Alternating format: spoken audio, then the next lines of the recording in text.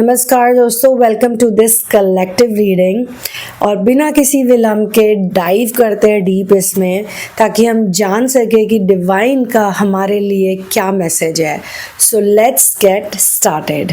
यहाँ पे मुझे ऐसा बताया जा रहा है कि आपको ऐसा लगता है, आपको मतलब जो भी इस चैनलिंग से रेजोनेट करता है उसकी बात हो रही है। आपको ऐसा लगता है कि पूरा ब्रह्मांड आपको ट्विन फ्लेम के बारे में संदेश दे रहा है और स्ट्रॉन्ग मैसेजेस फील होते हैं आपको। और जो इस चैनलिंग से रेजोनेट करते हैं, मैं उनको पहले से ही एक डिस्क्लेमर देना चाहती हूँ कि हो सकता है ऐसे लोग हों जो 100% इस चैनलिंग से रेजोनेट करेंगे, और फिर कुछ ऐसे भी होंगे जो 100% रेजोनेट नहीं करेंगे, कम परसेंटेज में रेजोनेट करेंगे। ये एक टाइमलेस रीडिंग भी है, जिसका ये मतलब भी है कि आज मैंने ये शेयर करी है, लेकिन 2 साल बाद 3 साल बाद भी ये किसी के काम आ सकती है, क्योंकि ये स्टेजेस और साइकिल्स के ऊपर डिपेंड करता है। जब आप यहाँ तक पहुँचते हो, जब आपको ये सब फील होता है, तो शुरू से अगर मैं शुरू करूं तो पहले तो सबकी जर्नी की तरह आपकी जर्नी भी स्टार्ट हुई, लेकिन उसके बाद एक समय आया जब आपने डिसीजन लिया कि आप अपने ट्विन फ्लेम कनेक्शन को इग्नोर करेंगे। उस वक्त आपने ये डिसाइड किया कि आप अपने ट्विन फ्लेम कनेक्शन से दूर हो जाएंगे, क्योंकि जो भी लाइफ में घटनाएं घट रही थी, जो भी सिचुएशंस आ रही थी, it was not conducive for you कि कंटिन्यू करना। तो आपने डिसकंटिन्यू कर दिया, और बहुत ही अच्छे से किया, बहुत ही अच्छे से तब किया आपने। और आपको ऐसे साइंस उस वक्त मिले कि हाँ, आपको अपने ऊपर ही ध्यान देना चाहिए। हो सकता है आप ऐसे चैनलिंग सुन रहे थे, जैसे मेरे चैनल पे अगर आप आएंगे तो मैं हमेशा आपको यही कहूँगी, पहले खुद पे काम करो, उसके बाद देखो बाहर क्या हो रहा है। क्योंकि जब तक आप अंतर्मुखी नहीं होते हो, इंटरनली आप खुद को हील नहीं करते हो, तो बाहर की दुनिया में वो सारी प्रॉब्लम्स आपको मिलती ही रहेंगी, इस रूप में नहीं तो उस रूप में। क्योंकि कुछ लोगों के साथ क्या होता है, ट्विन फ्लेम कनेक्शन उन्हें एक व्यक्ति के थ्रू दिखता है। कुछ लोगों के केस में मैरिज हो जाती है या कोई और रीज़न हो जाता है, तो एक व्यक्ति के रूप में ही ट्विन फ्लेम कनेक्शन को वो अंडरस्टैंड करते हैं। लेकिन अब आजकल का ज़माना भी बदल गया है, डिवोर्सेस भी हो रहे हैं, सेपरेशंस हो रहे हैं, बहुत सी चीज़ें हो रही है। कुछ कार्मिक भी है, अर्थ पे भी ऐसे लोग आए हैं जिन्होंने ये वाला मॉडल अपनाया है कि जिसमें उनको मल्टीपल लोगों से प्यार होगा, मल्टीपल बार उनका दिल टूटेगा, फिर जाके उनको ये रियलाइज़ होगा कि ये जो बाहर सब कुछ हो रहा है ना, जो मल्टीपल अलग अलग लोग मुझे मिल रहे हैं, अलग रिलेशनशिप्स हो रहे हैं मेरे, लेकिन हर बारी मेरे साथ वही धोखा, वही चीटिंग, वही सब हो रहा है, तो वो फिर जाके इंटरनलाइज होते हैं, फिर जाके वो अंतर्मुखी होते हैं, उससे पहले नहीं होते। और जिनकी सिंगल पर्सन के साथ रिलेशनशिप है, तो वो ये देख रहे हैं कि मैं जितना भी कर लूँ, ये इंसान कभी सुधर नहीं सकता। किसी किसी के जीवन में तो 20 साल हो गए, 30 साल हो गए, 40 साल निकल गए, लेकिन उनका जो पार्टनर है वो आज तक उन्हें धोखे दे रहा है। तो 100 लोगों से वो क्या ही धोखे खाएंगे, उनको एक से ही इतने धोखे मिल रहे हैं, और अलग अलग फॉर्मेट में मिल रहे हैं। कभी जायदाद को लेके मिल रहे हैं, कभी रिश्तेदारों को लेके मिल रहे हैं, कभी आपस में जो एक दूसरे के बीच में जो डिसरिस्पेक्ट होती है, कभी एडिक्शन पैटर्न्स को लेके मिलते हैं कि वो वादा करते हैं वो सुधर जाएंगे, पर वो नहीं सुधरते हैं, बार बार वो आपको झूठ बोलते हैं। और एक चीज़ और मुझे कहनी है कि कई दफ़े मुझे ऐसे भी केसेस मिले हैं जिसमें जिनको एडिक्शन होती है ना, वो दिखते तो दुनिया के सामने गलत हैं, पर उनका पार्टनर उनसे कई गुना ज़्यादा गलत होता है। और शायद ये जो नशे की लत उन्हें लग जाती है, या कहीं और जाने की लत लग जाती है, किसी और के साथ टाइम स्पेंड करने की, कहीं वो सुकून ढूंढते हैं, वो इसीलिए ढूंढते हैं क्योंकि जो उनका सीधा साधा दिखने वाला पार्टनर होता है ना, बड़ा धार्मिक सा, बड़ा इनोसेंट सा, वो भी किसी एंगल से कम नहीं होता या होती है। उनके अंदर भी इतनी नेगेटिव एनर्जी होती है, ईर्ष्या करना, दूसरों की चुगली लगाना, सबको आपस में लड़वाना, हमेशा एक नार्सिसिस्ट का रोल प्ले करते हैं ऐसे लोग कि मैं ही अमेजिंग हूँ। कभी अपने पार्टनर की तारीफ ना करना, कभी उनको अप्रिशिएट ना करना, उनकी हर बुराई मतलब जो उनको दिखती है उसी को बार बार उजागर करना, खुद को ऐसे दिखाना कि भाई मैं तो हूँ विश्व सुंदरी, या फिर मैं हूँ मतलब पृथ्वी का सबसे हैंडसम आदमी, और जो तुम हो, तुम तो कुछ हो ही नहीं मेरे आगे, तुम पे तो किस्मत मेरी ख़राब थी जो तुम्हारे साथ हम आ गए। तो इस तरह के भी फॉर्मेट्स लोगों के बीच में प्ले हो रहे होते हैं। तो जो रिसीविंग एंड पे है बंदा, इनर वर्क तो उसी को करना पड़ेगा। एक तो आपको रिसीविंग एंड पे होना ज़रूरी है और दूसरा आपका आध्यात्मिक होना ज़रूरी है। मतलब कि अगर आप ऐसे इंसान हो जो खुद को नहीं सुधारना चाहता, तो आप कैसे सुधरोगे? पॉइंट ये है। तो ये आप दूसरे व्यक्ति के लिए भी है, यानी कि आपको पता है कि आपको सुधरना है, इनडायरेक्टली और डायरेक्टली आपको ही चेंज होना पड़ेगा, क्योंकि कुछ ना कुछ दिक्कतें आपकी तरफ से भी आ रही हैं। और ये दिक्कतें ज़रूरी नहीं नेगेटिव हो सकता है आप बहुत इमोशनल हो, बहुत सेंसिटिव हो सकता है आप को डिपेंडेंट हो, या फिर हो सकता है आपको बचपन से बहुत ज़्यादा निगलेक्ट किया गया हो, पूरी ज़िंदगी इतना निगलेक्ट किया, आप बस दूसरों को एंटरटेन ही करते रहते हो, दूसरों को खुश करते रहते हो। तो ये भी कोई अच्छी क्वालिटीज़ में नहीं गिनी जाती। क्यों? क्योंकि इसमें इंसान का खुद का क्या ही बचा। अगर वो सारा दिन दूसरों को एंटरटेन ही कर रहा है तो उसका खुद का क्या ही है। और कई लोग तो ऐसे होते हैं जो एंटरटेन करके उन्हें वैलिडेशन मिलता है। जैसे हम ये बड़े बड़े परफॉर्मर सेलिब्रिटीज़ को देखते हैं, ये दुनिया को एंटरटेन करते हैं पर इनको वैलिडेशन तगड़ा मिल रहा है। इनको लाखों की, मिलियंस की फॉलोइंग मिल रही है, करोड़ों रुपए मिल रहे हैं, इनको हर कोई अपनी पार्टियों में बुला रहा है, ये जहाँ चले जाए वहाँ पे लोग पागल हो जाते हैं इनको देखने के लिए। तो इनकी भी तो प्रोग्रामिंग हुई है। नार्सिसिस्ट ये सब है। दो तरह के लोग होते हैं दोस्तों जो प्रसिद्धि पाते हैं। एक वो जो एक नार्सिसिस्ट होता है जिसको उसके माता पिता प्रोग्राम करते हैं और फिर वो बचपन से उसे सिखाते हैं कि तुम ये हो, तुम वो हो, तुम फलाना हो, ढिमकाना हो। तो उनकी एक हैबिट बन जाती है। सुपरफिशियली वो खुद को एक ऐसे व्यक्ति की तरह देखते हैं, अंदर से वो खुश नहीं होते हैं। दूसरे वो प्रसिद्धि पाते हैं जिनको कुदरत ने ही, भगवान ने ही चुना होता है अपने किसी काम के लिए।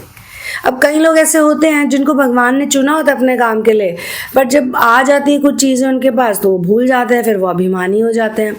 तो बहुत सारे परम्यूटेशंस एंड कॉम्बिनेशंस हैं। ये तो मैंने इसलिए यहाँ पे बोल दिया कि बात करते करते ये पॉइंट सामने आ गया, नार्सिसिज्म से रिलेटेड है।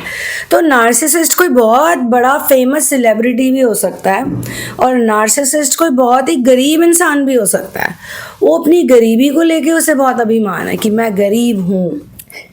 ये समझना हर ट्विन फ्लेम के लिए बहुत ज़रूरी है कि लाइफ में सबके प्रॉब्लम्स हैं, चाहे वो रिच हो चाहे वो पुअर हो।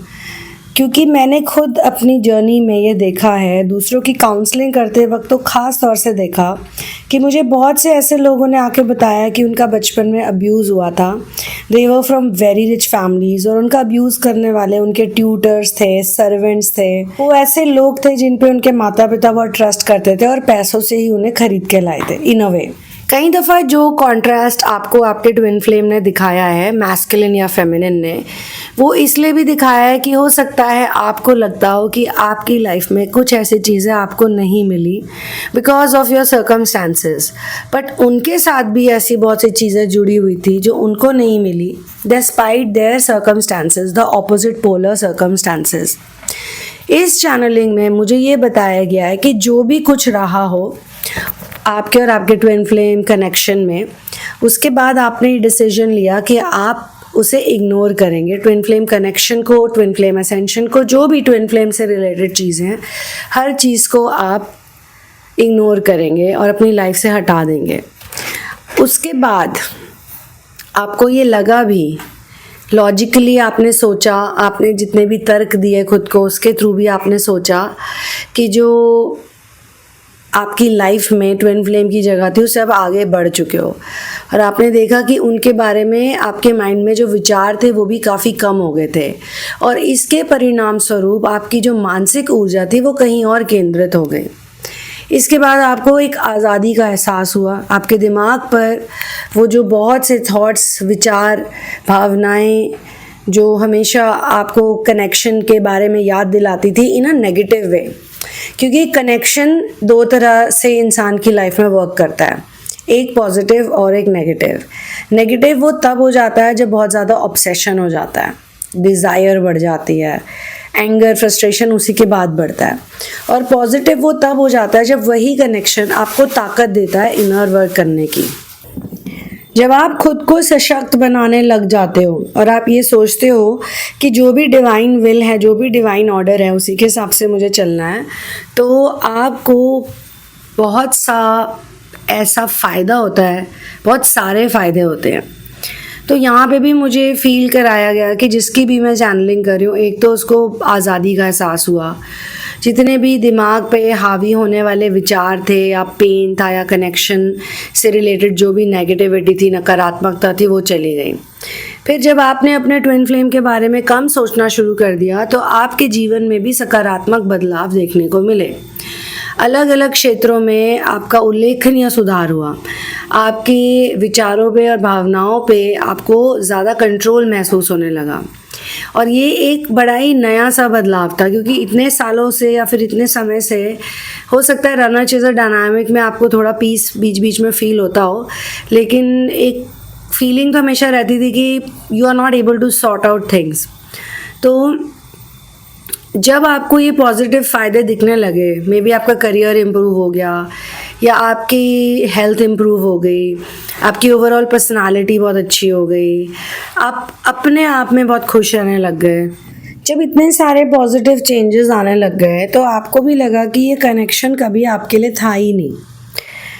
लेकिन अब एक नई प्रॉब्लम आ रही है, या प्रॉब्लम है या फिनोमिनन है कि आपके मन में फिर से वो सारे थॉट्स आने लग गए हैं ट्विन फ्लेम से रिलेटेड। अब आपको समझ नहीं आ रहा कि दोबारा से क्यों ये थॉट्स आ रहे हैं। आप चाहे यूट्यूब वीडियोस देख रहे हो, कोई बुक पढ़ रहे हो, किसी से बात कर रहे हो, या फिर प्रकृति के माध्यम से आपको कोई ना कोई साइन मिल रहे हैं, सिंक्रोनिसिटी आपके साथ हो रही हैं, और ये सिंक्रोनिसिटीज़ आपको कुछ रियलाइज़ भी करवा रही हैं। जैसे कि ज़्यादातर लोगों के साथ ऐसा होता है कि सिंक्रोनिसिटीज़ के बारे में उन्हें पता चलता है जब पहली बार उनका ध्यान ट्विन फ्लेम कनेक्शन की तरफ जाता है। इसलिए आप देखेंगे बहुत सारे ऐसे वीडियोस हैं ऑनलाइन जिसमें 11-11 के बारे में बोला गया है, क्योंकि ये 11-11 या फिर 111 या 1 की सीरीज़ ऐसी है कि जो बहुत सारे लोगों को पूरे विश्व में दिखाई देती है, और उसके बाद वो ढूंढना शुरू कर देते हैं भी इसका मीनिंग क्या है। फिर उनको रियलाइज़ होता है कि ये कोई मैसेज देने का तरीका होता है स्पिरिट रेल्म का। लेकिन उसके बाद जैसे जैसे आप इस जर्नी में बढ़ते जाते हो तो वो सिंक्रोनिसिटी सिर्फ रिपीटिंग नंबर्स तक नहीं रहती, उसमें कुछ ऐसे ड्रीम्स आपको आते हैं जो कि आपको ड्रीम जैसे लगते ही नहीं हैं, इतने रियल होते हैं, इतने विविड होते हैं, और आप उन्हें कभी भूलते भी नहीं हो। वरना ऐसे बहुत से ड्रीम्स होते हैं जिनको इंसान भूल जाता है, मगर कुछ आपको ऐसे ड्रीम्स आते हैं अपने ट्विन फ्लेम से रिलेटेड जिसमें आपको ऐसी चीज़ें फील होती हैं, इतनी स्ट्रॉन्ग प्रेजेंस, इतने प्रोफाउंड इमोशंस, ऐसे इमोशंस जिसमें कुछ गलत ही नहीं होता, सब परफेक्ट, सब हील्ड होता है। तो इसके अलावा लोगों को विजन्स आने लग जाते हैं, क्लियर वॉइस होती है, बहुत सी चीज़ें होती हैं उनके साथ। अब एक नॉर्मल वर्ल्ड में आप जाओगे तो इसको तो एक मानसिक रोग भी कह सकते हैं, सिक्सोफेनिया की बीमारी। लेकिन सिक्सोफेनिया में लोगों को ज़्यादातर टॉर्चर या नेगेटिविटी फील होती है। लेकिन जो भी चीज़ें डिवाइन रेल्म से आती है उसमें कभी भी ऐसा नहीं होता। आप देखिए ऐसे कितने लोग हैं जिनको भगवान के दर्शन हो जाते हैं, एंजल्स वगैरह के दर्शन हो जाते हैं, या कुछ ऐसे इंट्यूटिव या फिर कुछ ऐसे out of the world experiences होते हैं जो कि उनको शक्ति देते हैं, उनको हिम्मत देते हैं, ना कि उन्हें डराते हैं। खैर जो भी है, जब ये सिंक्रोनाइज्ड मैसेजेस इतने स्ट्रांग हो गए, अब दोबारा से आने लग गए हैं, तो अब आप क्वेश्चन कर रहे हो कि आप रिग्रेस हो रहे हो, वापस पुराने फॉर्म में जा रहे हो, यानी कि नेगेटिव एनर्जी में चले गए हो, या ये कुछ अच्छा हो रहा है आपके साथ। तो इस चैनलिंग का, इस डाउनलोड का पर्पस ये है कि अब आपको अपनी जर्नी में आगे ही बढ़ना है, रिग्रेस नहीं होना। अब जो भी आपके साथ हो रहा है, लेकिन एक चीज़ श्योर है आपके दिमाग में कि आपको ये मेंटल ऑब्सेशन में इसलिए भी नहीं जाना क्योंकि इस मेंटल ऑब्सेशन की वजह से आपको केवल दुख ही मिला है। आपको ऐसा भी लगा कि आप चेजर एनर्जीज में थे, तो इस वजह से रनर्स आपके, मतलब जो भी एक रनर था या जो भी मल्टीपल रनर्स थे, जो भी आए आपकी लाइफ में, वो भागते रहे। अब जब आप में एक ठहराव आ गया है तो आपके साथ अलग तरह के एक्सपीरियंसेस हो रहे हैं। कई केसेस में तो आप अपनी मर्ज़ी से सिंगल हो या अपनी मर्ज़ी से रिलेशनशिप को आगे नहीं बढ़ा रहे हो, आपके हाथ में चॉइस है, और इस ठहराव की वजह से आप रिलैक्स्ड हो, आपको कोई जल्दबाजी भी नहीं है, आपको ये भी नहीं लगता है कि आपको दुनिया के हिसाब से चलना है, जैसा दुनिया कहती है कि भाई 30 साल के हो गए तो शादी कर लो, 40 के हो गए तो शादी कर लो, बच्चे पैदा कर लो, ये कर लो, वो कर लो, जो भी है कोई सही गलत नहीं है, बट आप कंफॉर्मिटी में इसलिए भी नहीं जाना चाह रहे हो। इवन रिलेशनशिप से रिलेटेड जो कंफॉर्मिटीज़ होती हैं कि रिलेशनशिप में रहना है तो ऐसे ही रहना है, रिलेशनशिप होगा तो ऐसे ही होगा, प्यार होगा तो ऐसे ही होगा, इसी तरीके से होगा, यही फॉर्मेट है जो भी मूवीज़ में दिखा रहे हैं, टीवी पे दिखा रहे हैं, मेन स्ट्रीम मीडिया में दिखा रहे हैं। अब आपको ये लगने लग गया कि नहीं यार मुझे कंफॉर्मिटी में नहीं रहना, वो भी अननेसेसरी, क्योंकि हर किसी की अलग एक्सपीरियंस और अलग ज़िंदगी चल रही है। हर इंसान यहाँ पे कुछ डिफरेंट करने के लिए आया। तो ये जो थॉट्स आपको अब दोबारा से आ रहे हैं, सिंक्रोनिसिटीज़ ख़ास तौर से, इसमें आपको 2 से 3 चीज़ें समझ में आ रही हैं। पहली तो ये कि ट्विन फ्लेम जर्नी एक मिररिंग की जर्नी है, यानी कि आपके सामने जो भी है वो आपके अंदर से ही आ रहा है। ये चीज़ आपको रियलाइज़ होगी, जिसकी भी मैं चैनलिंग कर रही हूँ, कि जो भी एक्सटर्नल रियलिटी में आपको दिख रहा है, अच्छा बुरा व्हाटएवर, वो आपका अंदर से, आपके विद इन से आ रहा है। अगर कोई चीज़ आपको ट्रिगर करती है, यानी कि आपको उस पर काम करना है। लेकिन जो चीज़ आपको अच्छी लग रही, ठीक लग रही, उसके बारे में तो हम सोचते ही नहीं है ना। हम सिर्फ उसी पे काम करते हैं जो हमें ट्रिगर करता है। फिर यही ट्रिगर धीरे धीरे ग्लिमर्स में बदल जाते हैं, बदल सकते हैं और बदल जाते हैं भी किसी किसी के केस में। किसी की केस में जल्दी होता है, किसी के केस में लेट होता है, ठीक है। और जो सेपरेशन हुआ था उससे भी आपने बहुत कुछ सीखा है। तो सेपरेशन और रीयूनियन, अलगाव और पुनर्मिलन के चक्रों को आपने, चक्र बोले तो साइकिल्स को आपने समझा है बहुत अच्छे से। अब आपको यहाँ तक पहुँचना भी एक बहुत बड़ी उपलब्धि लगती है और आपको ग्रैटिट्यूड भी आ गया। ये एक कैटेगरी का पूरा कंबाइंड है कि मिररिंग की वजह से आपको ये सब समझ में आया कि जो भी चीज़ों ने आपको ट्रिगर किया, आपने उस पर काम किया, चाहे वो पैसे हो, चाहे वो सोशल स्टेटस हो, या जो भी हो, दुख हो, तकलीफ़ हो, व्हाटएवर जो भी हो, ठीक है। सेकंड चीज़ है कि अब आपको ये लग रहा है कि जब आपने एंट्री की थी इस जर्नी में तो रिपीटिंग नंबर्स के थ्रू की थी, उसके बाद सिंक्रोनिसिटीज़ का लेवल बढ़ गया, यानी कि उससे भी ज़्यादा इंटेंस होने लग गई और इंटरेस्टिंग भी हो गई। तब अगर दोबारा आप सिंक्रोनिसिटीज़ में आगे बढ़ना चाहोगे तो रिपीटिंग नंबर से तो नहीं जाओगे ना। तो अगर आपको उस लेवल की सिंक्रोनिसिटीज़ दिख रही हैं जो कि आपको नहीं लगता इतने हाई एंड की, हाई लेवल की है, आपको समझ नहीं आ रहा, अभी आप कंपैरिजन कर रहे हो, तो आपके मन में ये डर है कि कहीं आप रिग्रेस तो नहीं हो रहे अपनी जर्नी में, कुछ गलत तो नहीं कर रहे अपनी जर्नी में। दूसरा पॉइंट। और तीसरा, जो गुड वर्सेस बैड का चक्कर है। अब आपको ये लगने लग गया है कि कितनी सारी चीज़ें आपके साथ बुरी हुई थी, आज उन्हीं की बदौलत जो भी हो रहा है अच्छा आपके साथ, उसी की वजह से हो रहा है, उन्हीं एक्सपीरियंसेस की वजह से। वो नेगेटिव एक्सपीरियंसेस नहीं होते तो आज आप जो हैं वो नहीं बनते।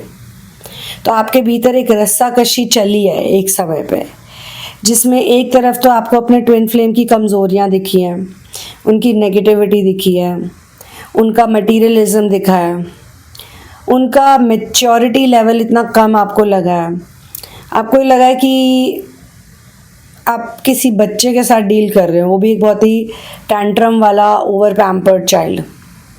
फिर दूसरी तरफ इन खामियों के बावजूद कनेक्शन की खासियत भी आपको दिखी है, आपने कितना सीखा है, आप कितना आगे बढ़े हो।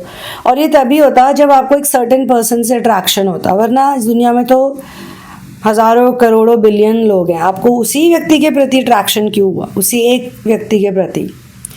इसमें मोरालिटी का भी और ह्यूमैनिटी का भी खेल है कुछ, क्योंकि मोरालिटी जिनमें ज़्यादा होती है वो ट्विन फ्लेम कनेक्शन में गलतियां नहीं करते उतनी, उस लेवल की, यानी कि दूसरों को हर्ट नहीं करते। वही चीज़ जो कार्मिक करती है वो चीज़ एक डिवाइन फेमिनिन या मैस्कुलिन कभी नहीं कर सकता। कार्मिक अपने लवर को या अपने जो भी रिलेशनशिप को पाने के लिए किसी भी लेवल तक, किसी भी हद तक जा सकती, कोई भी डर्टी गेम खेल सकती है। वो ये सोचती कि यार मुझे तो ये बंदा चाहिए, ये बंदी चाहिए, सोचती दोनों जेंडर्स पे अप्लाई होता है।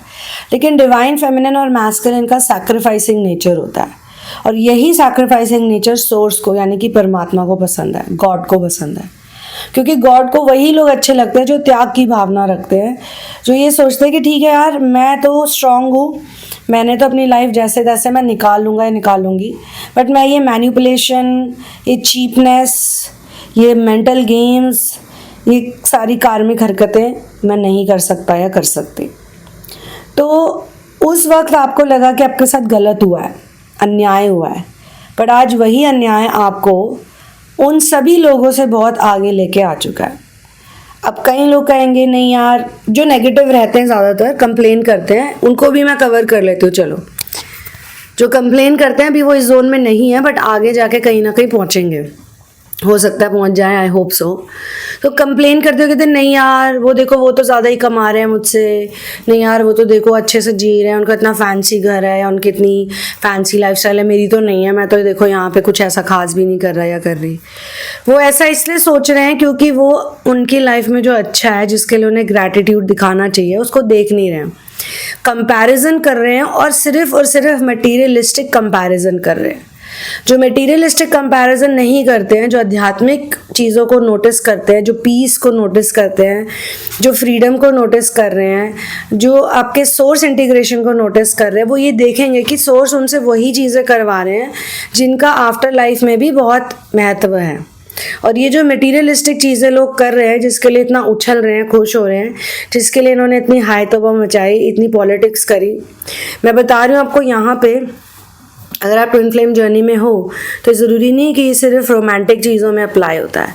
प्लेटोनिक वर्ल्ड में भी आप देखिए, प्लेटोनिक कनेक्शंस में भी ऐसे बहुत से लोग हैं जिन्होंने आपको कट आउट करने की कोशिश करी, आपको बर्बाद करने की कोशिश करी, आपको डिस्ट्रॉय करने की कोशिश करी। क्यों? ताकि वो अपना एक परफेक्ट परिवार का सपना पूरा कर सके। एक कार्मिक ज़रूरी नहीं है कि सिर्फ एक रोमांटिक कॉन्सेप्ट है।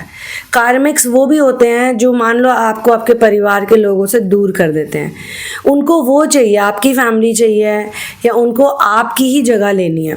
एक्चुअली में कार्मिक्स आपकी ही जगह लेना चाहते हैं, वो आप बनना चाहते हैं। या तो उन्होंने आपके बारे में इतना सुना होता है, इतना जाना होता है, पर उनकी जो एनर्जी होती है इतनी हाई लेवल की तो नहीं होती है, तो वो आपसे कंपटीशन करने लग जाते हैं। फिर आपकी लाइफ में जितने भी लोग होते हैं जो आपको चाहते हैं, आपसे प्यार करते हैं, आपके करीब होते हैं, उनको एक एक करके वो काट के उनको आपसे दूर कर देते हैं, वो दूर कर देते हैं। और इससे आपको भी लेसन मिलता है। लेसन ये मिलता है कि आपके भी जो अपने लोग थे, उनके अंदर भी आपको पहचानने की शक्ति नहीं थी, उनको भी आपके प्रति ट्रू लव नहीं था, क्योंकि उन्होंने इतनी आसानी से मटेरियलिस्टिक चीज़ों को ग्रहण कर लिया। यानी कि फैमिली में ही आप देखिए, ऐसा हो सकता है कि आप एक स्पिरिचुअल आध्यात्मिक इंसान हैं जिन्होंने हर किसी के लिए ज़िंदगी में कुछ ना कुछ किया, सबकी केयर करी, सबका ध्यान रखा, सबको आगे ही बढ़ाया, चाहे बदले में खुद इतना आगे नहीं बढ़ पाए। और फिर आपके परिवार को आपने इतना कुछ दिया, मटेरियलिस्टिकली स्टेबलाइज किया, सब कुछ किया। अब मुझे नहीं पता आपकी पर्सनल स्टोरी क्या है। अपनी पर्सनल स्टोरी से रिलेटेड अगर आपके सवाल हैं या आपको थेरेपी करनी है, तो आप डिस्क्रिप्शन बॉक्स में जो डिटेल्स हैं उनको चेक कीजिए। उसमें काफ़ी सारी अनोखी, अद्भुत और पॉजिटिवली एनहांसिंग थेरेपीज़ हैं, और एक पर्सनल सेशन की इन्फॉर्मेशन भी है। आप मुझे पहले से कुछ भी मत बताइएगा। पहले से अगर आप बता देंगे तो मैं अपने इंट्यूटिव टूल्स यूज़ नहीं कर पाऊँगी। जो भी डिस्कशन होगा वो सेशन में ही होगा, और वही बेस्ट है, क्योंकि मैं चाहती हूँ कि आप जब मेरे पास आओ तो एक क्लीन स्लेट की तरह, without any preconceived notions about you. और टैरो भी बहुत अच्छे से वर्क करता है, और इंट्यूटिव रीडिंग भी बहुत अच्छे से वर्क करती है जब रीडर को कुछ भी नहीं पता होता। तो एनीवे, अगर आपको अपने पे वर्क करना है तो डिटेल्स वहाँ पे हैं, वहाँ पे आप अपनी बुक भी ले सकते हैं। इन केस आप अभी रीडिंग नहीं ले सकते या फिर आप थेरेपी में नहीं आ सकते, तो आप in the name of love, English में बुक है, बहुत सिंपल इंग्लिश में लिखी मैंने, आप उसे पढ़िए, उसको रीड कीजिए। मैं कोशिश कर रही हूँ कि उसका हिंदी ट्रांसलेशन भी करूँ किंडल पे, तो उसे भी आप पढ़िए। आजकल लोग इतनी इंग्लिश तो सभी जानते हैं, इतनी सिंपल इंग्लिश तो हर कोई जानता है। उस बुक में भी 5 ऐसी स्टोरीज़ हैं जो मुझे बहुत ही अमेजिंग, पैरानॉर्मल, सुपरनैचुरल एक्टिविटीज़ के थ्रू मिली है, जिसमें एंजल्स का, जिसमें मेरे मास्टर्स का, और जिसमें जो साइकिक एबिलिटीज़ आपको वन जनरेशन टू अनदर मिलती है, उसके थ्रू भी आप बहुत से लोगों को, बहुत ही आत्माओं को चैनल कर सकते हो। और बहुत सी ऐसी आत्माएं होती हैं जिनको हमें चैनल नहीं करना पड़ता, वो खुद ही हमें कॉन्टैक्ट करती हैं, और यही सही तरीका है। मैं बहुत सारे ऐसे लोगों को समझाना चाहती हूँ जो आत्माओं से बात करते हैं कि आपको खुद से कभी भी आत्माओं से इस तरह से बात नहीं करनी चाहिए, अनलेस कोई रीज़न हो, अनलेस कोई कारण हो। क्योंकि जिन आत्माओं को आपकी हेल्प चाहिए होगी या उनको अपना कोई मैसेज दुनिया को देना होगा, तो वो आपके थ्रू दे ही देंगे। In the name of love में ऐसी एक स्टोरी है युद्धवीर और सुजैन नाम की लड़की की, जिसमें कि जो स्टोरी मुझे मिली थी वो इनिशियली मुझे उस लड़के के थ्रू मिली थी जो युद्धवीर था। युद्धवीर का जिसका कैरेक्टर है, वो ऑलरेडी क्रॉस ओवर कर चुका था प्लैनेट अर्थ से, मतलब उसकी डेथ हो चुकी थी एक रोड एक्सीडेंट में। तो उसने मुझे कांटेक्ट किया था और उसने मुझे अपनी स्टोरी बताई थी, साथ में मैसेज भी दिया था कि जो भी उनकी कनेक्शन है, डिवाइन काउंटर पार्ट या जो भी रिलेशनशिप है, उनको जाके आप कहिए कि वो इस तरह से ये चीज़ें ना करे। और वो दिखाने के लिए वो सोल मुझे लिटरली उसके कमरे तक लेके चले गई, घर के कमरे तक। तो ये जब मेरे साथ एक्सपीरियंसेस होने लगे, उसके बाद से मुझे रियलाइज़ होने लग गया कि हाँ, जो स्पिरिट्स होती हैं उनसे हमें पर्सनली डायरेक्ट कांटेक्ट करने की ज़रूरत नहीं है। हम क्यों करें? जैसे स्कूल कॉलेजेस में भी बच्चे प्लानचेट करते हैं, या फिर कई लोग तो ओजा बोर्ड यूज़ करते हैं, तो ये नहीं करना चाहिए।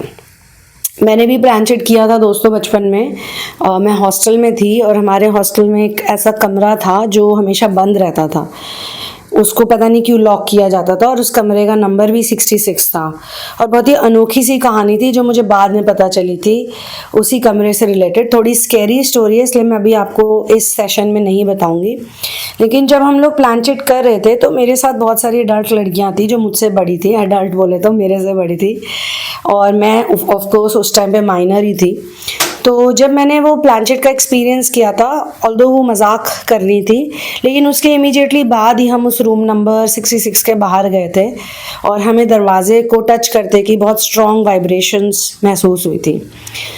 तो मुझे ऐसा लगता है कि ये जो ट्विन फ्लेम जर्नी है, इसमें बहुत सारे लोग साइकिक्स होते हैं। साइकिक एबिलिटी सब में ही होती है, ऑलमोस्ट मैक्सिमम लोगों में होती है। लेकिन गुरु कृपा की वजह से ही, मास्टर्स के होने के वजह से ही आप इन एबिलिटीज़ से कुछ फ़ायदा कर सकते हैं। क्योंकि देखिए, जहाँ पे बुरी सोल्स हैं वहाँ पे अच्छी सोल्स भी होती हैं, और बहुत से ऐसे लोग होते हैं जो डेमोनिक पोजेशंस की वजह से परेशान होते हैं, या फिर डीमंस को कुछ ज़्यादा ही इंटरेस्ट होता है हाई वाइब्रेशनल सोल्स में। अब ये डीमंस किसी भी फॉर्म में हो सकते हैं, ये अर्थ फॉर्म में भी हो सकते हैं। ऐसा भी ज़रूरी नहीं कि डीमन कोई आत्मा ही हो, वो आप ही के आसपास कोई लोग होते हैं, उनको कुछ पलों के लिए पोजेस कर लेते हैं, उनको नेगेटिवली इन्फ्लुएंस कर लेते हैं, और फिर वो उन्हीं लोगों से ज़्यादातर काम लेते हैं जो मटेरियलिस्टिक लेवल पे बहुत लालची होते हैं, बहुत ईर्ष्या से भरे हुए होते हैं, बहुत ज़्यादा पॉलिटिक्स करते हैं दूसरों के प्रति, मतलब जो बहुत ज़्यादा हर चीज़ में नार्सिसिस्टिक बिहेवियर दिखाते हैं, मतलबी होते हैं, उन्हीं को तो यूज़ किया जाएगा ना एज अ वेसल आपके अगेंस्ट। आपको तो नहीं कर सकते वो यूज़, क्योंकि आप वैसे हैं ही नहीं।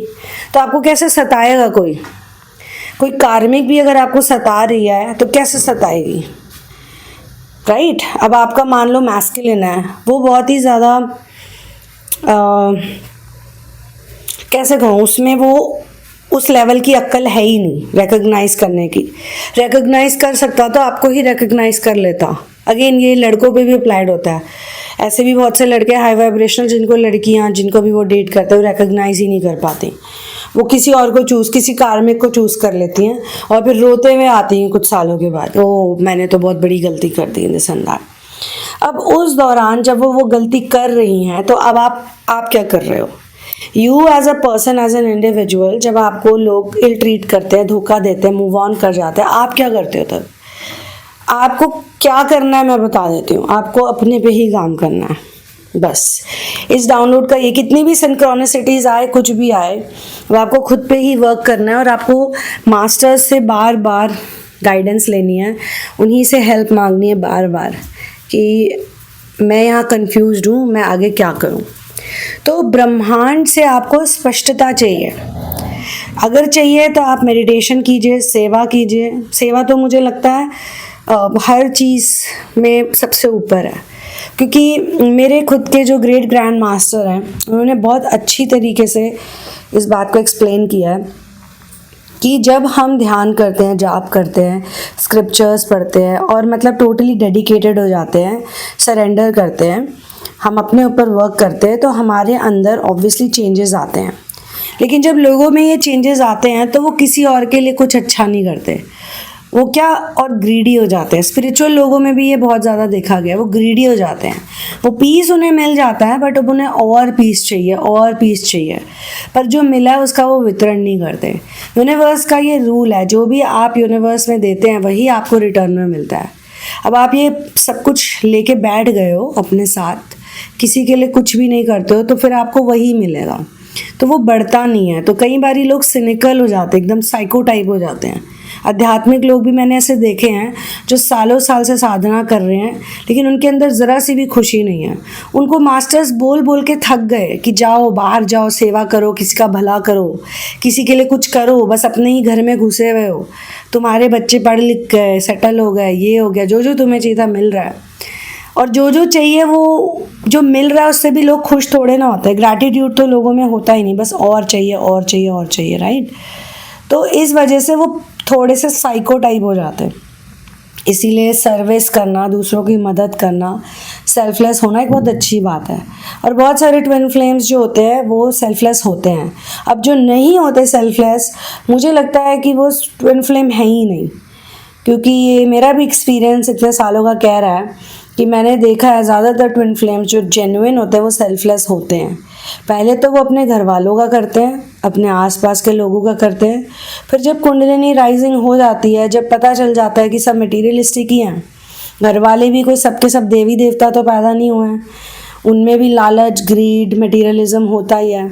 जब उन्हें रियलाइज़ होता है कि यार ये आध्यात्मिक नहीं है, पूर्ण रूप से नहीं है, या फिर अगर ये आध्यात्मिक हैं भी तो ये कर्म कांड ज़्यादा करते हैं, असली भगवान की सेवा ये नहीं करते, इनको सिर्फ अपनी सेवा करानी है, इनको सिर्फ चाहिए, इनको जितना भी मिल जाए इन्हें और चाहिए, इन्हें सोशल स्टेटस चाहिए, समाज में ये दिखें, वो दिखें, फलाना दिखे, ढमकाना दिखे।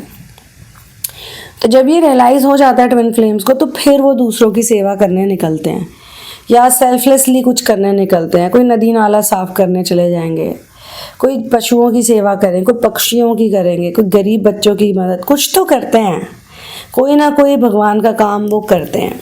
एनीवे, करने के लिए आपका खुद के पैरों में खड़ा होना भी ज़रूरी है, राइट। तो आप में से कई लोगों ने जो भी किया है वो अपने पैरों पे खड़े होके किया है। हो सकता है एक ऐसा फेज़ आया आपकी लाइफ में जब आप कोई काम नहीं कर पा रहे थे, कुछ भी नहीं कर पा रहे थे, कि बुरी हालत थी, तो आपको रियलाइज़ हुआ कि आपको अपने स्किल सेट को डेवलप करना पड़ेगा, क्योंकि इधर आप डाउन हुए तो सबने आपका साथ छोड़ दिया। तो अब ये जो भी सिंक्रोनिसिटीज़ आपको दिख रही हैं आपके ट्विन फ्लेम कनेक्शन से रिलेटेड, आप इसमें चाहते हो कि कुछ चीज़ें आपके साथ होएं, और मेरे ख्याल से 100% ये जो डाउनलोड आपको मिला है ये आपको एडवाइस देने के लिए भी मिला है। तो बता ही रहे हैं कि आपके साथ क्या हो रहा है, बट अब आगे क्या करना चाहिए वो भी। सबसे पहली चीज़ जिसका आपको ध्यान रखना है कि ये एक मेंटल ऑब्सेशन नहीं होना चाहिए, ये एक एडिक्शन पैटर्न नहीं होना चाहिए। ट्विन फ्लेम के जो विचार हैं और ये जो भी सिंक्रोनिसिटीज़ हैं, ये आपको सोर्स ये भी बताना चाह रहे हैं कि इस लूप से निकलना बड़ा मुश्किल है। इस लूप में भी स्टेजेस हैं, पहला स्टेज आपने पार कर लिया, दूसरा भी कर लिया, तीसरा भी कर लिया, लेकिन अब आप आगे बढ़ रहे हो। तो इस लूप से ही आपको निकलना है। ये जुनूनी विचार, बेकाबू विचार, सारा दिन सोचते रहना, ओवर थिंकिंग भी चल रही है, सब चल रहा है, ये अनहेल्दी है, इससे निकलना ज़रूरी है। तो आपकी परीक्षा ली जा रही है, इस वक्त आपका टेस्ट हो रहा है, ठीक है। तो आपको इन विचारों को और इन सिंक्रोनिसिटीज़ को पहचानना है, एक परीक्षण करना है, ठीक है। आपको ये जानना है कि अगले चरण की आपकी तैयारी तो नहीं हो रही कहीं आध्यात्मिक लेवल में। आप आगे बढ़ोगे ना या एक ही जगह पे रहोगे, तो तो ये अगले चरण के लिए आपका टेस्ट हो रहा है, जो सोर्स आपका टेस्ट ले रहे हैं कि आप इस लूप से निकल सकते हैं, अपने मन पे नियंत्रण प्राप्त कर सकते हैं या नहीं। सेपरेशन के बाद जो एक सरेंडर की स्टेज आती है, उसमें कई लोगों को पावर मिलती है, बड़ी बहुत सी ऊर्जा मिलती है। अगर आप सक्सेसफुली इस मेंटल ऑब्सेसिव थॉट पैटर्न से निकल जाते हैं तो आपको डेफिनेटली बहुत ज़्यादा स्ट्रेंथ मिलती है, इंट्यूशन आपकी बहुत अच्छी हो जाती है, कॉन्फिडेंस बढ़ जाता है और आप इंडिपेंडेंट हो जाते हो। ये सब जो प्रोफाउंड ट्रांसफॉर्मेशन हो रहा है आपके साथ डिटैचमेंट की वजह से, आप डिटैच हो रहे हो ना, बड़ी देर के बाद मैंने डिटैचमेंट शब्द का इस्तेमाल किया, बट एक्चुअली में ये जो सारी जर्नी है ये सब डिटैचमेंट की वजह से ही हो रही है, डिटैचमेंट के लिए हो रही है। जितना आप डिटैच होएंगे उतना ही आप आगे बढ़ेंगे।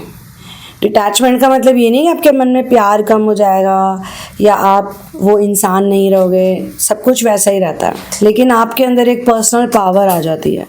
ये सब सिर्फ और सिर्फ इसलिए हो रहा है ताकि आप अपनी सिग्नेचर फ्रीक्वेंसी को डिस्कवर कर सकें। You need to discover who you are, क्योंकि ये ट्विन फ्लेम जर्नी सिर्फ डिवाइन मैस्कुलिन या फेमिनिन के साथ 3D यूनियन में जाने की जर्नी नहीं है। वो तो ऐसा अजम्पशन बना दिया है, क्योंकि क्या करें, शुरुआत में ये सब बोलना पड़ता है या ये सब सुनना पड़ता है। एक बेट तो चाहिए होता है ना, चाहे वो सच्चे प्यार का बेट हो। सच्चे प्यार का बेट देके ही तो लोग दूसरों को यूज़ कर लेते हैं। जब वो कहते हैं मुझे तुमसे सच्चा प्यार है, तो बेचारे जो भोले वाले इनोसेंट लोग होते हैं वो तो उन बातों में आ जाते हैं, उनको लगता है ओह वाह ट्रू लव, बट वो होता नहीं है। वो सिर्फ एक शारीरिक आकर्षण, लस्ट की भावना, ईगो सेटिस्फैक्शन, उसको ही कई लोग लव का नाम दे देते हैं। On the other side of detachment एक ऐसी फ्रीक्वेंसी है जो आपकी ट्रू सोल वाइब्रेशन, आपकी सिग्नेचर फ्रीक्वेंसी है। और जब आप अपनी रियल पर्सनालिटी, रियल एनर्जी में आ जाते हो तो आप वो कर सकते हो जो कोई नहीं कर सकता। आपकी सिग्नेचर फ्रीक्वेंसी, यहीं से आप वास्तव में अपनी आत्मा के उद्देश्य को पूर्ण रूप से समझने लगते हैं। मतलब मिला ही क्यों ये जन्म, ये जो भी आपकी लाइफ है क्यों मिला है। और चक्रा थेरेपी में भी, चक्रा थेरेपी ऐसा है कि पहले कोर्स में तो सिर्फ आपको, जो मेरा एक्सपीरियंस कहता है, शुरुआत में अगर आप कर लो, अगर आप बिगनिंग में करते हो तो आपको चक्रा थेरेपी से कुछ सर्टन चीज़ें सीखने को मिलती हैं।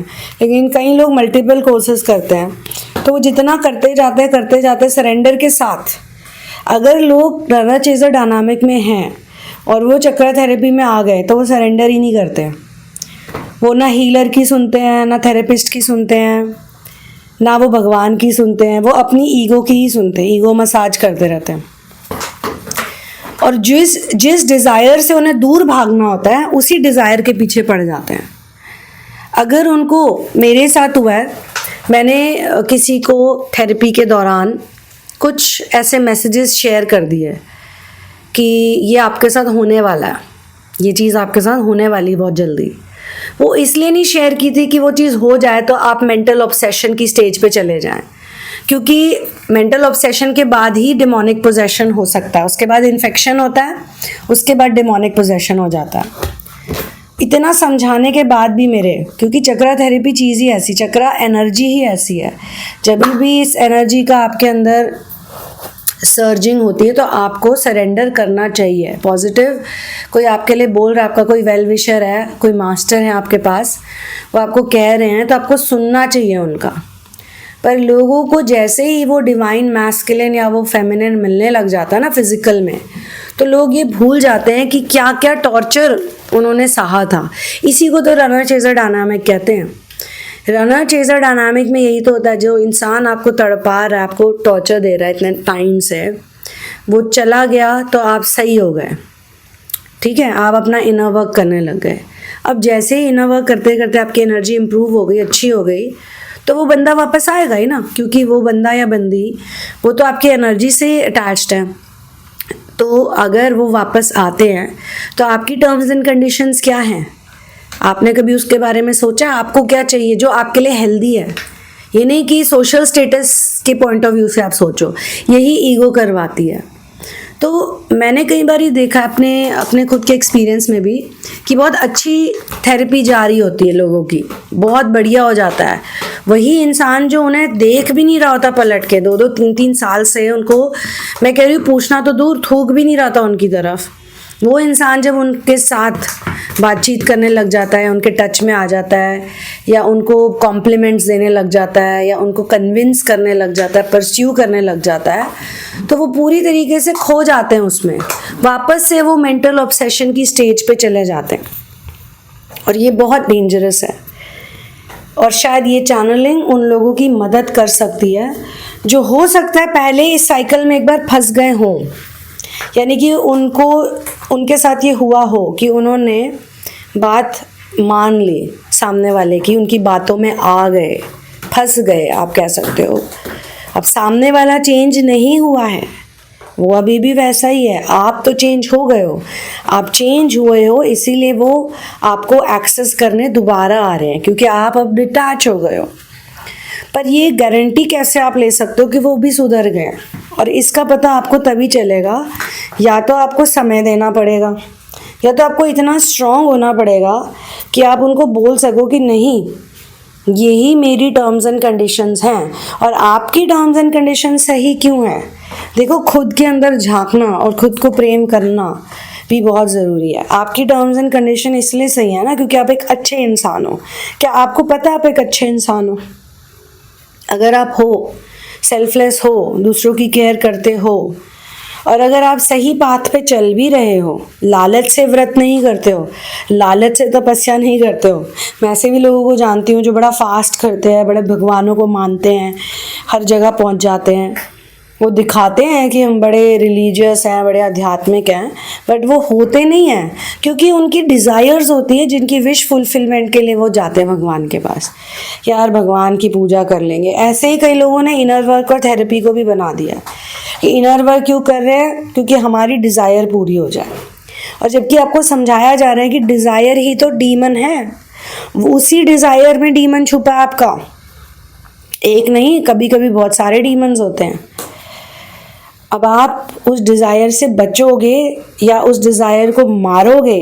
इनर वर्क है उस डिज़ायर को मारना, उस डिज़ायर को हटाना, तो ही तो आप उस डीमन से जीत पाओगे, वरना डीमन आपको फिर से बेवकूफ़ बना देगा, फिर आप चित हो जाओगे, फिर आप वापस वही स्लेवरी में एक केज के अंदर फंस जाओगे, उस पैटर्न में फंस जाओगे। तो आपको उस पैटर्न से निकलना है, क्योंकि इज़्ज़त सबसे इम्पॉर्टेंट चीज़ है, और वो इज़्ज़त आपको दुनिया नहीं देती, वो इज़्ज़त आप अपनी नज़र में खुद को देते हो। लोग खुद की नज़रों में गिर जाते हैं। क्यों गिर जाते हैं? अब आपको गिरना नहीं है, बात यही है कि आपको गिरना नहीं है। आपको ये नहीं सोचना कि यार मैंने एक डिज़ायर के लिए मैंने इतना कुछ कर दिया और मुझे क्या मिला एंड में। क्योंकि मैं बता रही हूँ, डीमंस का, डेविल का और सेटन का सबसे बड़ा जो नेचर का जो सबसे बड़ा हिस्सा होता है वो होता है बैक स्टैब करना। और अगर कोई व्यक्ति जिसे आप पसंद करते हो, फॉर एग्ज़ाम्पल, वो डीमंस के लिए काम कर रहे हैं अनजाने में ही सही, मतलब वो मंदिर भी जा रहे हो सकते हैं, चर्च भी जा रहे हो सकते हैं, गुरुद्वारे भी जा रहे हो सकते हैं, लेकिन वो मटेरियलिस्टिक चीज़ों के लिए कुछ भी कर सकते हैं, तो वो डीमंस के ही अंतर्गत काम करे, डेमोनिक एनर्जी के थ्रू ही। ठीक है, वो कहीं ना कहीं आपको बैक स्टैब ज़रूर करेंगे, वो आपको धोखा ज़रूर देंगे। इसीलिए तो ट्विन फ्लेम्स को जब डिस्कार्ड मिलता है अपने ही परिवारजनों से, अपने ही पार्टनर से, अपने ही बेस्ट फ्रेंड से, बिजनेस में या किसी चीज़ में, तब तो उनकी आंखें खुलती है ना, क्योंकि किसने बिट्रे किया उन्हें, किसने धोखा दिया उन्हें? उन्हीं लोगों ने, उस एक इंसान ने या उन ज़्यादा लोगों ने जिसके लिए उन्होंने सब कुछ किया, जिसके लिए उन्होंने हमेशा अच्छा सोचा, जिसको प्यार किया, जिसकी केयर करी, वो ही इन्हें धोखा दे रहे हैं। क्यों? अब डीमन का मतलब ये नहीं कि हर आदमी के 2 बड़े बड़े दांत हैं और वो राक्षस है कोई। ये तो एक एनर्जी है, demonic energy is a energy. तभी तो हर साल हम दिवाली मनाते हैं ना, क्योंकि हमें अपने अंदर के रावण को ही तो मारना है। वो रावण पहले कहीं कहीं होते थे, अब रावण इंसान के अंदर ही है, राम भी इंसान के अंदर है। हर दिवाली में हमें याद दिलाना है खुद को कि हमें इस रावण को मारना है। रावण मतलब ईगो, ईगो मतलब डिमोनिक एनर्जी, राम मतलब सोल, मतलब डिवाइन एनर्जी। तो वो हमें याद दिला रहे हैं कि देखो, हमें भी इस तरह के लोगों से और इस तरह के मेंटल पैटर्न से खुद को बचाना है और दूर रहना है। तभी तो हम अपनी नेचुरल सिग्नेचर फ्रीक्वेंसी में जा पाएंगे। हम एक फूल बन सकते हैं, हम एक पेड़ बन सकते हैं, हम एक क्यूट सा एनिमल बन सकते हैं।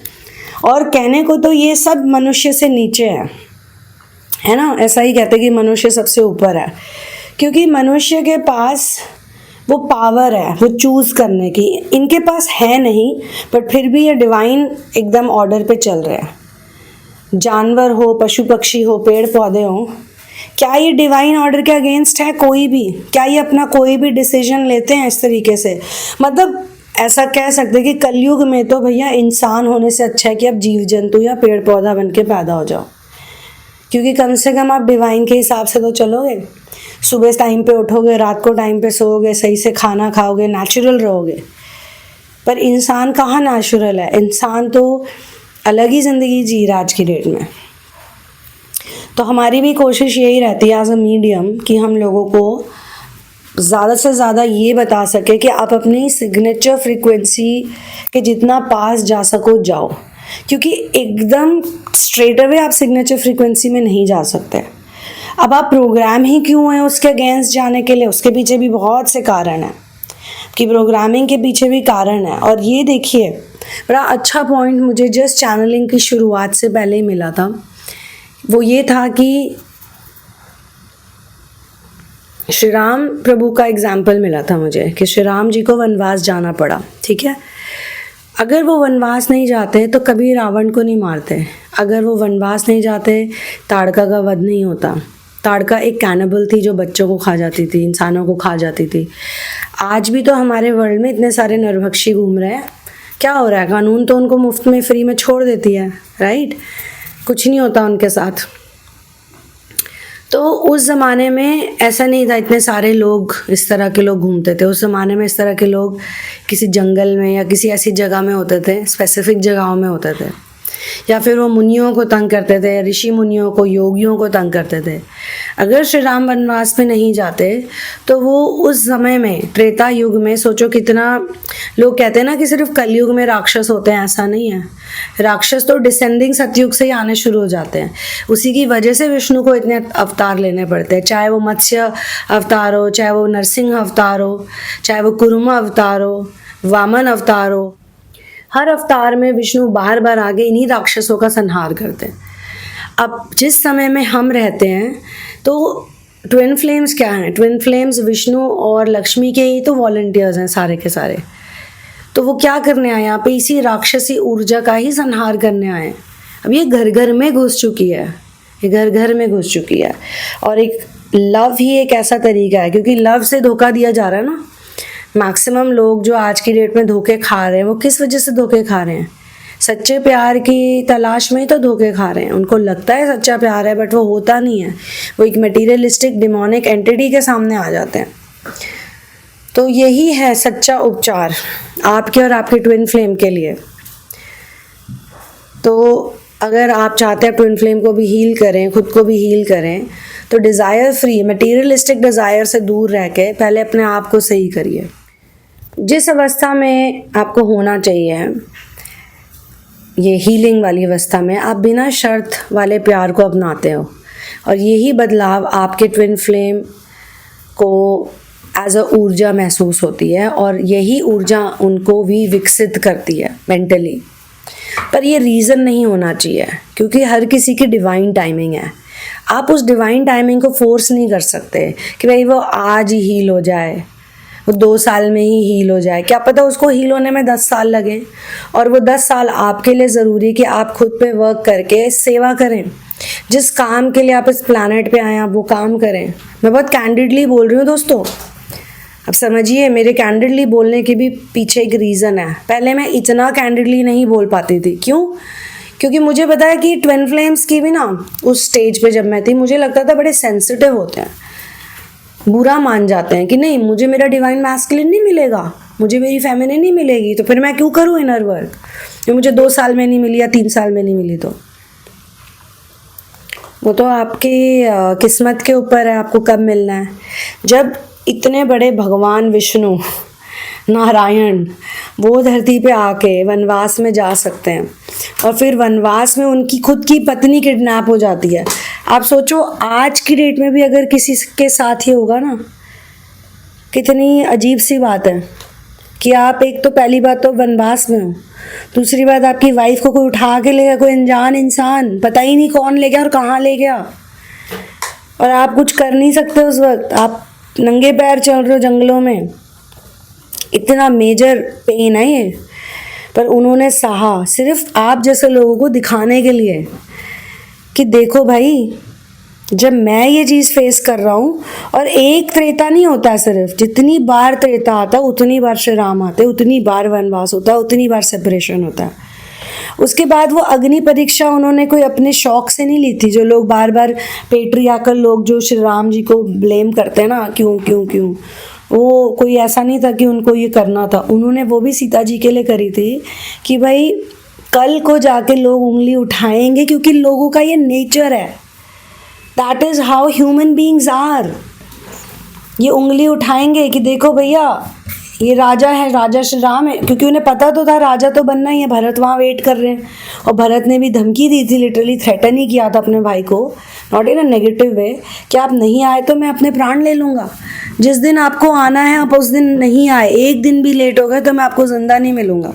तो उनको पता था कि मुझे जाके राजा बनना ही है और सीता को रानी बनना ही है, और ये लोग इस दुनिया के लोग इतने, आप कह सकते हो वो शब्द मैं यूज़ नहीं करना चाहती हूँ, बट लोग ऐसे होते हैं, तो हम अपनी आंखों से देख ही रहे हैं। उन्हें मौका चाहिए कुछ बोलने का, तो ये मौका लोगों को ना मिले, इसलिए वो कहते हैं कि मैं तुम्हें अभी नहीं अपना सकता, ठीक है, मैंने तुम्हें रावण से छुड़ा दिया। ये मैं वाल्मीकि रामायण से बोल रही हूँ पढ़ के, ये मैं उधर उधर से कहीं से नहीं पढ़ रही, उसमें क्लियरली लिखा है, और मैं सब लोगों को यही रेकमेंड करती हूँ कि आप ओरिजिनल पढ़िए एक बार वाल्मीकि रामायण, नॉट टू से कि और किसी ने अच्छी नहीं लिखी है, क्योंकि लोगों का अपना एक वर्जन भी होता है रामायण का।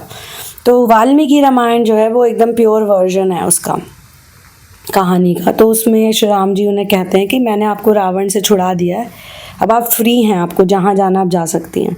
तो इस बात पे वो कह दी कि मैं कहीं नहीं जाऊँगी, आपके बिना मैं नहीं रह सकती।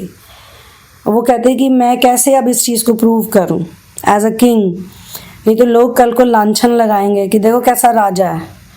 इस सिचुएशन के बाद भी इसने पत्नी के प्यार में आके, क्योंकि एक दशरथ ने करके दिखाई दिया था ना कैकई के प्यार में आके, और कई लोग कैकई को गलत बोलते हैं, कैकई गलत है भी, ऑफ कोर्स उसने अपना भी दिमाग यूज़ नहीं किया, पर दशरथ भी तो गलत थे ना कितने ज़्यादा, उन्होंने भी तो सोचा समझा नहीं, कुछ भी चीज़ें कर दी।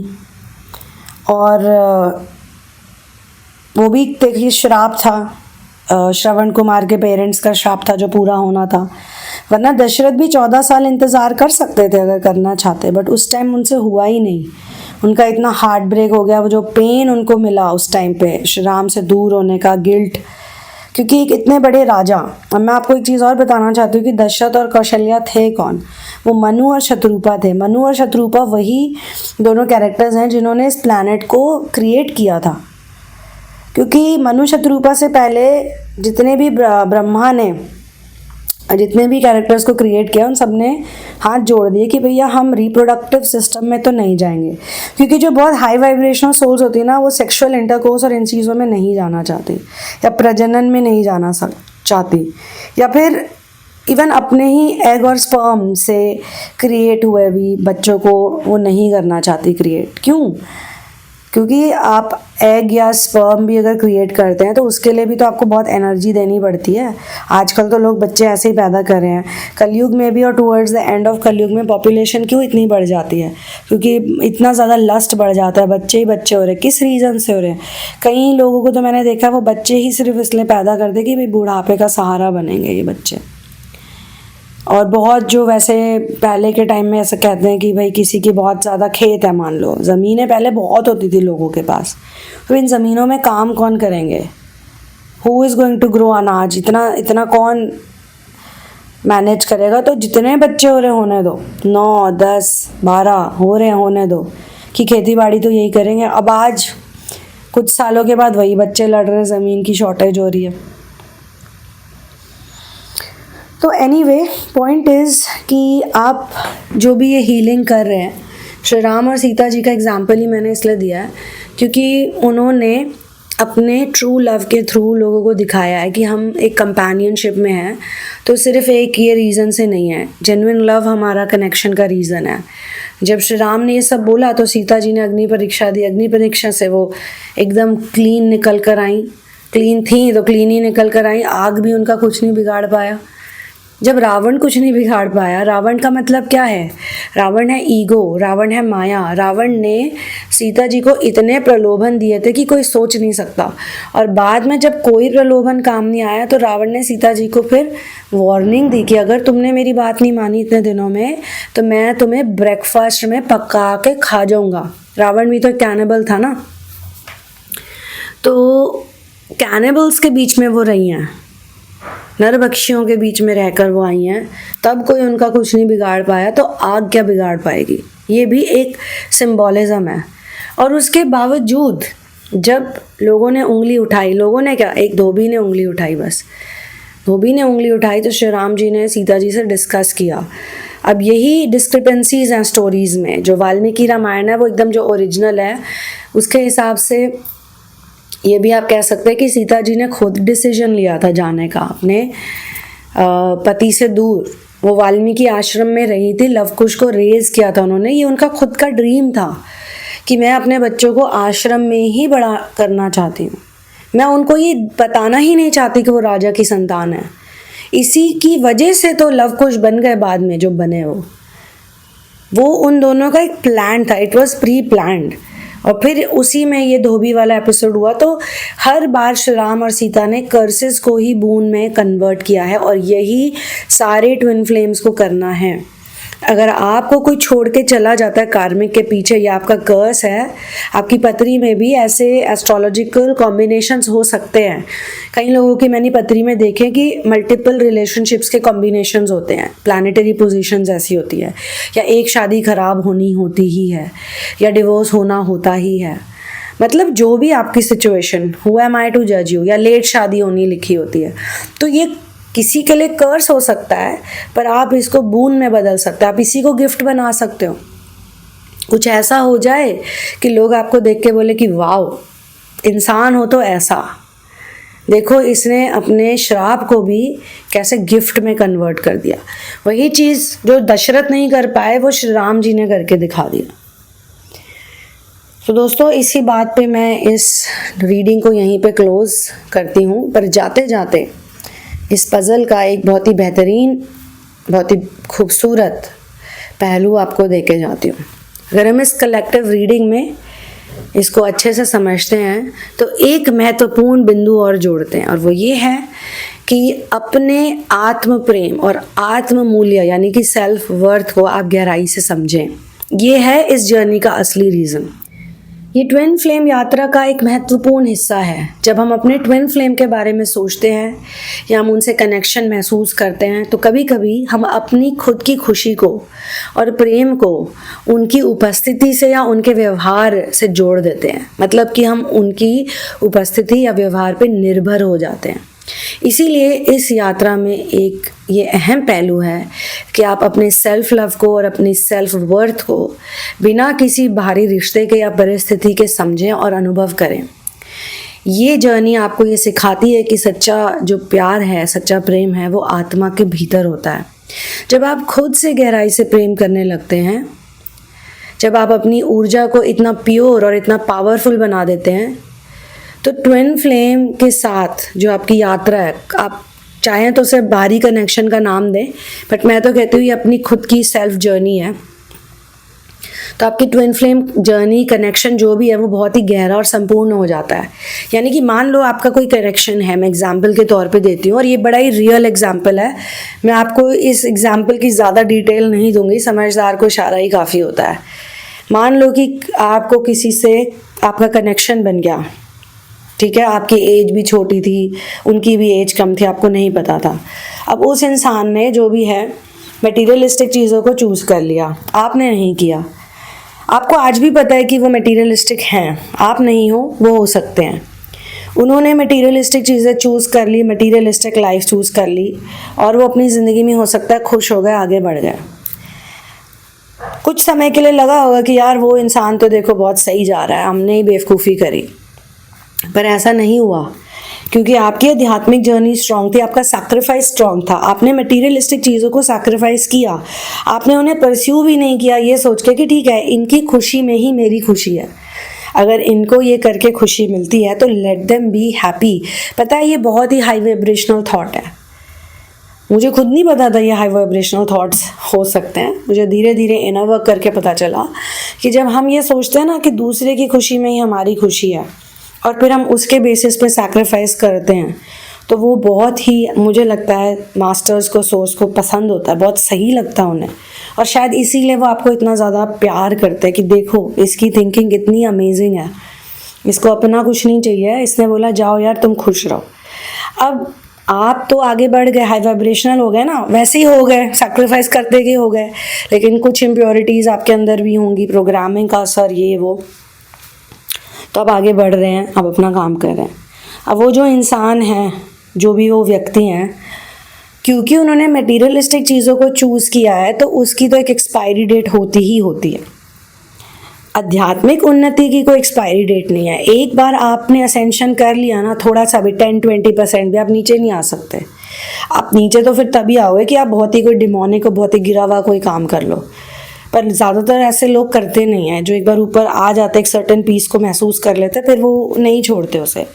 अब उन्होंने तो ऑलरेडी लालच को चूज़ किया, चीज़ों को चूज़ किया, भौतिक चीज़ों को चूज़ किया, भैया इतने पैसे मिल जाएंगे, इतनी प्रॉपर्टी मिल जाएगी, या ये फेम मिल जाएगा, सोशल स्टेटस मिल जाएगा, फलाना ढिमकाना। पर वो चीज़ें जो उन्होंने चूज़ करी, वो चीज़ें जो उन्होंने चूज़ करी उसकी एक्सपायरी डेट है, तो एक्सपायर हो गई वो। पर आपकी जो ग्लो है, ग्लो अप है, आपका जो लेवल है, वो तो एक्सपायर नहीं हो रहा ना, वो तो बढ़ ही रहा है। तो सामने वाले को लगेगा ओ नो मैंने गलती करी, वो आएंगे ही आएंगे आपको रिझाने, वो आएंगे ही आएंगे आपको परस्यू करने, वो आएंगे ही आएंगे। बट मैं आपको बताऊं, वो अपनी वो मटीरियलिस्टिक चीज़ें भी नहीं छोड़ सकते। क्यों नहीं छोड़ सकते? क्यों? क्योंकि वो वही उसी के दम पे तो वो आगे बढ़े थे, तो वो उस लालच से कैसे निकले? जब तक वो अपनी उन मटीरियलिस्टिक कामनाओं को, वासनाओं को, डिज़ायर्स को नहीं छोड़ते, तब तक वो आपके लायक कभी बन ही नहीं सकते। अब चाहे उसमें 10 साल लग जाए, 5 साल लग जाए, 20 साल लग जाए। देखिए, आपका अगर अच्छा नेचर है तो आप तो अच्छे से बात सबसे ही करोगे, अनलेस वो बहुत ही गिरे हुए टॉक्स करें आपके साथ। कुछ लोग ऐसे होते हैं जो ऐसी बातें कर देते हैं जो कि बाउंड्री ही क्रॉस कर देती है। कुछ लोग होते हैं जो लिच्चड़ बातें करते ही रहते हैं, बाउंड्री तो क्रॉस नहीं करते, बट कुछ ना कुछ लिच्चड़बंती करते ही रहते हैं। अब मैं आपको ये सब इसलिए नहीं बता रही हूँ कि आप इसको समझिए, इससे कंफ्यूज नहीं होना, आप समझिए, इसको प्लेटोनिकली भी यूज़ कीजिए। इसलिए मैंने कहा था समझदार को इशारा ही काफ़ी होता है। आप इसे प्लेटोनिक सेटअप्स में भी देख सकते हैं और आप इसे रोमांटिक सेटअप में भी देख सकते हैं, ठीक है? तो आप दोनों तरह से इसे देखिए।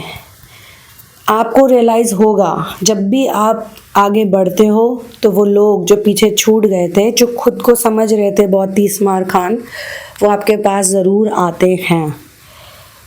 और नहीं भी आते हैं ना, तो मैं आपको एक चीज़ और आज बताती हूँ, बड़ी इंटरेस्टिंग।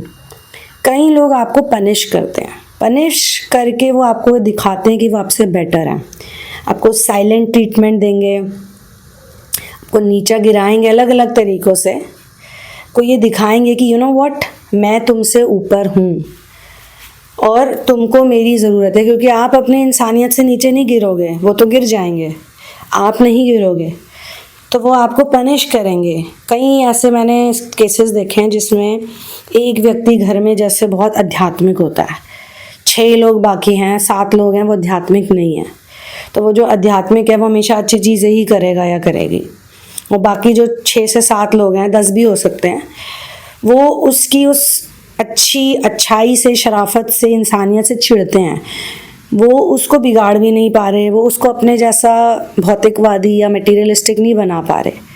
ठीक है, उसके साथ भगवान का भी कुछ चल रहा है, हाथ भगवान का उसके सर पे है, वो पता नहीं कैसे चल रहा है, देविक ऊर्जा से, शक्ति से वो चल रहा है।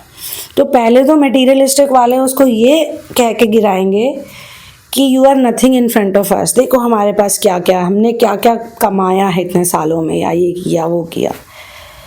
और मान लो वो जो इंसानियत वाला है, चलो उसे ट्विन फ्लेम का ही नाम देते हैं, वो ट्विन फ्लेम एनर्जी वाला जो बंदा या बंदी है, वो फिर भी इनसे आगे निकल जाए, इनकी सारे गेम्स, इनकी सारी हरकतों के बाद भी, तो वो अब उसे कैसे नीचा गिराएंगे? वो उसे नीचा कैसे गिराएंगे? उसको पनिश करके, उसको ऑस्ट्रेसाइज करके, उसको अपनी गैंग से बाहर लात मार के कि भाई हमारी 7 लोगों की गैंग, 8 लोगों की गैंग है, तुझे इस प्रिविलेज्ड गैंग में तेरे को जगह नहीं मिलेगी, तू जा निकल। तो शुरू में थोड़ा दुख होता है दोस्तों, लेकिन जैसे जैसे समय निकलता है ना, और आप फिर भी सिर्फ सोर्स पे ही रहते हो, सोर्स इंटीग्रेशन, तो आपको आपके जैसे लोग ज़रूर मिलेंगे, और साथ में आपको आपका अलोन टाइम भी मिलेगा, क्योंकि ये अलोन टाइम, ये सॉलिट्यूड ही आपकी शक्ति है, ये कभी मत भूलना। लोगों की भीड़ में रह के कोई कुछ नहीं कर सकता, जो अकेला इंसान कर सकता है, जो अपने आप में अंतर्मुखी होके कर सकता है, जो अपने विदिन जाके कर सकता है, वो भीड़ में बैठने वाला कभी नहीं कर सकता। या अकेले रहने की शक्ति ही आपकी सबसे बड़ी शक्ति है, यही आपको गॉड से जोड़ती है। तो दोस्तों इसी बात पे अब यहाँ पे मैं इस चैनलिंग को क्लोज़ करती हूँ। तो अब आप समझ ही गए होंगे कि ट्रू लव के बारे में ये पूरी चैनलिंग थी। कितनी इंटरेस्टिंग थी ये चैनलिंग, मैं खुद हैरान हूँ, मैंने तो सोचा भी नहीं था मैं सारी बातें इसमें शेयर करूँगी। Thank you so much for being here with me. I will see you in the next video. Subscribe करने के लिए थैंक यू, व्यू करने के लिए थैंक यू, लेकिन सबसे बड़ा थैंक यू हमें बोलना है उसको जिनकी वजह से ये डाउनलोड आपको मिला है। Thank you to all our benevolent spirit guides, masters and source. One love, peace out and victory to Ram.